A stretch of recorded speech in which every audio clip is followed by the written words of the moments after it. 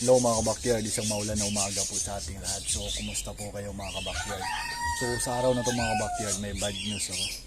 Dahil yung dalawang painakay ko mga kabakyard na Prillback Hago, na yung nakababa na sa cage mga kabakyard.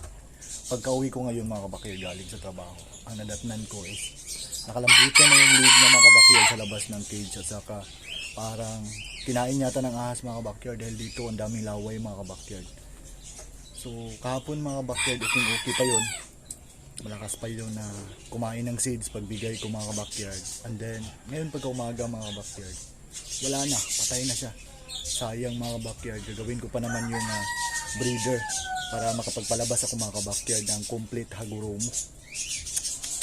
Bad news talaga mga backyard dahil yung maganda pa yung nayari.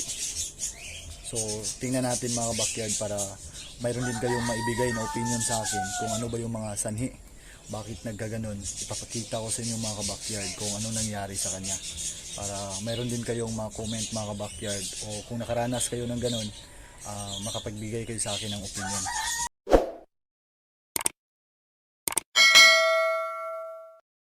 So bago tayo mag-start mga kabakyard sa topic ko tungkol sa nangyari sa aking Prillback Hago na painakay mga kabakyard. So, update ko muna kayo mga kabakyard sa dalawang English budget isi dito ng mga painakay. So, i-harvest ko muna sila mga kabakyard dahil yung parents nila is mayroon na pong 4 na itlog. Dahil pag hindi ko ito in-harvest mga kabakyard is makaka-istorbo lang po sila sa paglimlim ng kanilang magulang. So, kunin ko muna itong isa mga kabakyard. So, ito po siya. Dito ko sila ilagay mga kabakyard sa nursery cage ko. Ayan. Tsaka isunod ko din yung isa mga backyard. Ganda po ng kulay nila mga backyard. Yelo na yelo. So ayan po siya mga backyard. Dito ko siya ilagay sa baba rin. Ang kagandahan po mga backyard, pag inilagay natin sa nursery cage yung mga painakay natin na bagong walay sa kanilang magulang mga backyard, is maiwasan po natin yung pagkabuli nila. Kasi pag once mga backyard, adult yung mga kasama nila, hindi talaga natin maiwasan mga kabakyard na mabuli sila, o yun pa yung sanhi mga kabakyard na ikamatay nila dahil hindi pa sila masyadong malakas mga kabakyard para makipagsabayan sa galawan ng mga adult mga kabakyard na kasama nila sa cage. Kaya dito ko sila nilagay sa nursery cage ko mga kabakyard para matingnan ko sila mga kabakyard, at kung okay na yung lakas nila mga kabakyard na makipagsabayan sa flight cage ko, so doon ko na sila ilalagay mga kabakyard. So puntahan muna natin tong English budgie nila na mama mga kabakyard dahil mayroon na po siyang 4 na itlog. Ay, pisilipin mo muna ako sa itlog mo ha.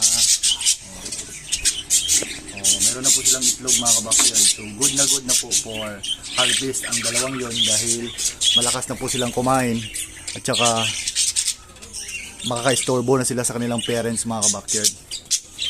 So maglagay din ako ng cattle fish bone mga kabakyard dito sa nursery cage ko para mayroong source of calcium yung mga alaga kong bagong walay mga kabakyard. Saka lagyan ko din itong sa kabila mga kabakyard dahil naubos na po yung cattle fish bone nila. So itong parisa na ito mga kabakyard is back to back rainbow material po sila. Kaya lagyan ko din sila ng cattle fish bone dahil mayroon na pong 3 nakababa mga kabakyard. So need po ito ng mga bagong painakay mga kabakyard para sa calcium po nila.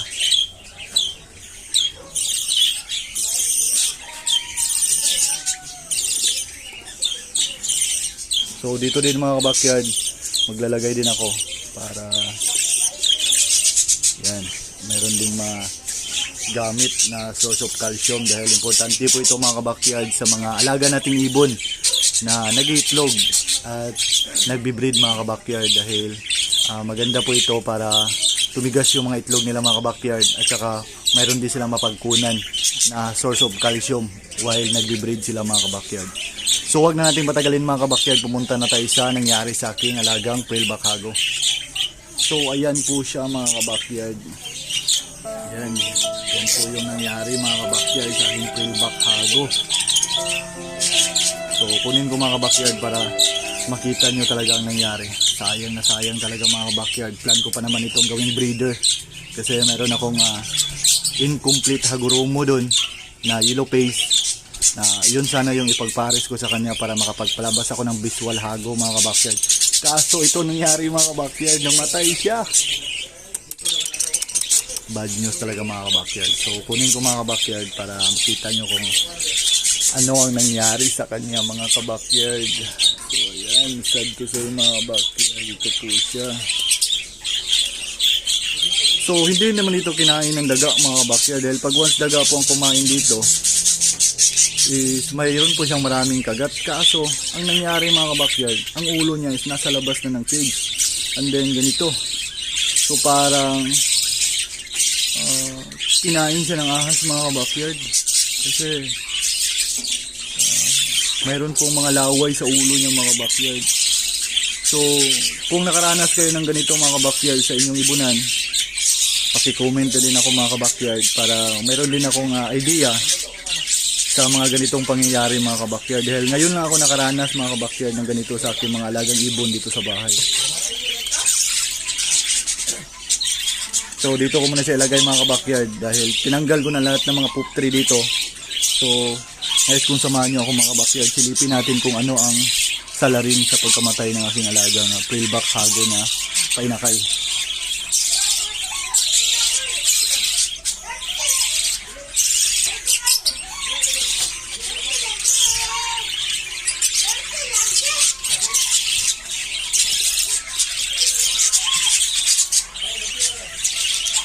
So tingnan natin dito sa sulok-sulok mga kabakyard, baka mag-ahas dito.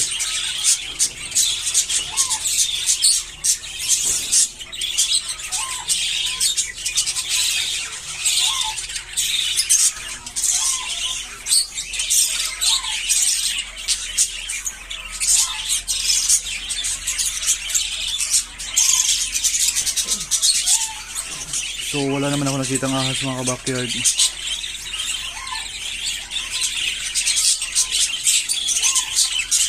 Sayang talaga mga kabakyard, balikan natin yung alaga ko. Ayan. So kung mayroon kayong naranasan na ganito sa inyong mga alagang ibon mga kabakyard, please comment below para ma-aware din ako, para malaman ko din ang sanhi mga kabakyard, dahil sayang na sayang talaga to mga kabakyard. Future breeder ko pa naman to. Pakto mga kabakyard, dahil medyo blue yung ilong niya. So dito na magtatapos ang vlog ko mga kabakyard. Maraming salamat po sa panonood. Kung mayroon kayong mga comments mga kabakyard sa kaganapan na nangyari sa aking alagang ibon, mag-comments lang kayo mga kabakyard para ma-aware din ako at para mapaghandaan ko mga kabakyard sa susunod na mga pangyayari na ganito. Kasi mayroon akong idea sa mga suggestion nyo at comment na naranasan nyo sa inyong mga alagang ibon kung nakaranas kayo ng ganito.